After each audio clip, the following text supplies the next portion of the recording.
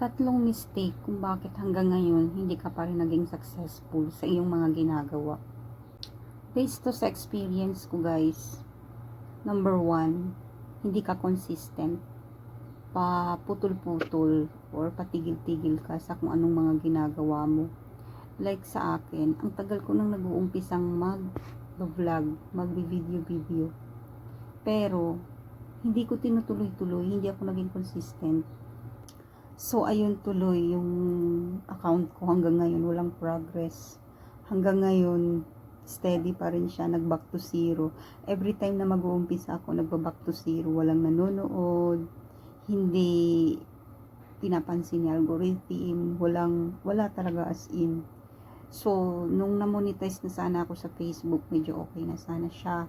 Si algorithm na yung nag-explore ng mga videos ko, minsan pwede na kahit mga hundreds, 'di ba? Sino nang nun, 'di ba? Ang saya-saya mo na nun. Kaso lang sa sobrang busy sa trabaho, paiba-iba yung schedule.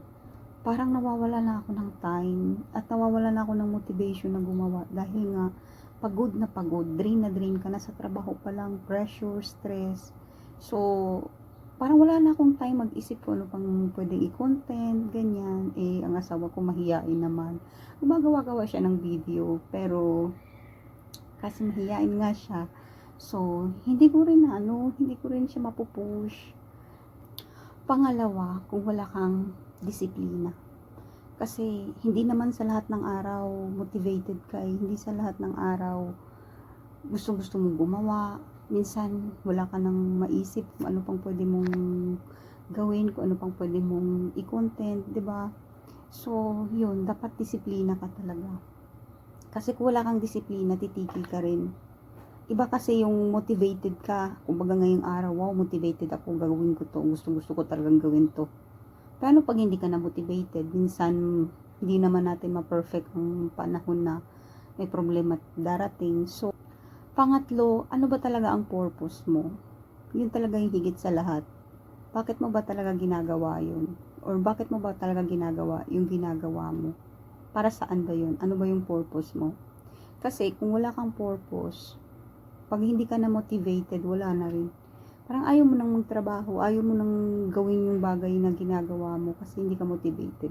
Pero pag may purpose ka, kahit anong pagsubok, kahit anong mangyayari, kahit busy ka, kahit na halos wala ka ng ma-idea, pero magpupursige ka pa rin gawin yun dahil sa may goal ka, may purpose ka. Para sa akin kung wala yung tatlo, useless din. Kasi based sa naging experience ko, putol-putol, ilang taon na akong putol-putol. Yung mga naging kasabayan ko noong una, wow, successful na ngayon. Yung pangalawa, successful na. Yung patatlo, successful na. Ako hanggang ngayon nandito pa rin, steady pa rin. So, yun.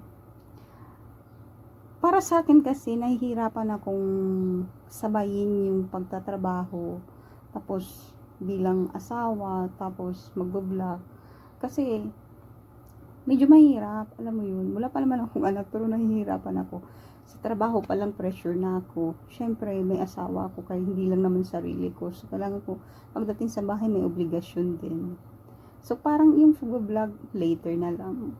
Or, nahiya ako, or natatamad ako. So, yun yung mga dahilan na walang kwenta, kaya wag niyong gawin yung guys. Kaya yun, hanggang ngayon, walang nangyayari, as in.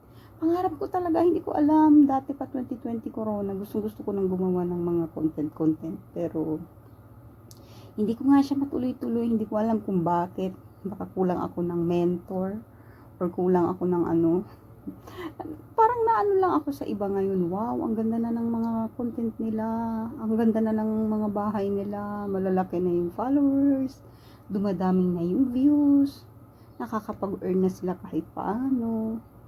So, ako andito pa rin.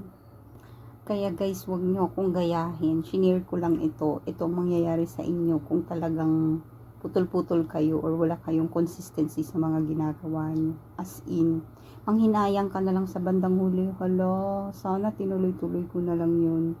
Pero, hindi pa naman din huli ang lahat. Pwede mo pa rin umpisahan, pero pag inumpisahan mo, huwag mo nang itigil ulit. Tuloy-tuloy na talaga. Kasi hindi lang naman sa pagko-content, sa lahat ng bagay, kung hindi ka consistent, useless lang. Useless yung inumpisahan mo. Sayang yung panahon, yung effort na binigay mo. Kahit sa buhay, di ba? Kung hindi ka maging consistent, useless ang lahat. Nag-umpisa ka, tapos sa gitna-gitna, na medyo nagka-problema, medyo wala ka ng oras, wala na, tinigil mo na. So,